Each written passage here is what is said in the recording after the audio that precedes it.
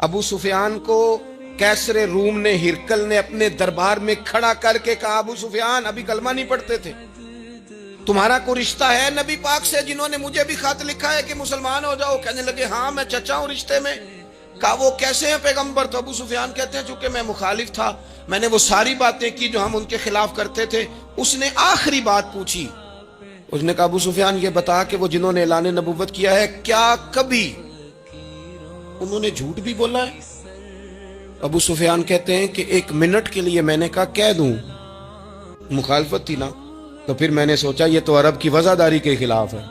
عرب میں سے تو کوئی جھوٹ بولنا پسند ہی نہیں کرتا، اور پھر میں اگر حضور کو معاذ اللہ جادوگر شاعر کہوں گا تو شاید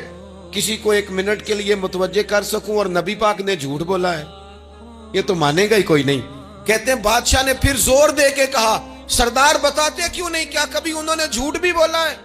ابو سفیان کہتے ہیں میرے ہاتھ میں چھڑی تھی، میں نے زور سے زمین پہ ماری، میں نے کہا وہ میرے رشتے میں بھتیجے ہیں، میری سخت مخالفت ہے، میں ان کے خلاف میدانوں میں نکلتا ہوں، جنگیں لڑتا ہوں، کبھی وہ غالب آتے ہیں کبھی ہم آتے ہیں، لیکن میرے سامنے وہ پیدا ہوئے، میں نے ماں کی گود میں بھی دیکھا، دادا کے کندھوں میں بھی دیکھا، چچا کے گھر میں بھی دیکھا، سیدہ خدیجہ الکبریٰ کا دولہا بنے بھی دیکھا، ان کی 4 بیٹیاں ان کی گود میں کھیلتے دیکھی، اعلان نبوت کرتے دیکھا، لوگوں کو مخالفت کرتے دیکھا، میرے سامنے ان کے مقدس بال سفید ہوئے، میرا اختلاف اپنی جگہ، پر بادشاہ میں قسم اٹھا کے کہہ سکتا ہوں اس محبوب کی زبان سے جب بھی نکلا ہے حق اور سچ نکلا ہے۔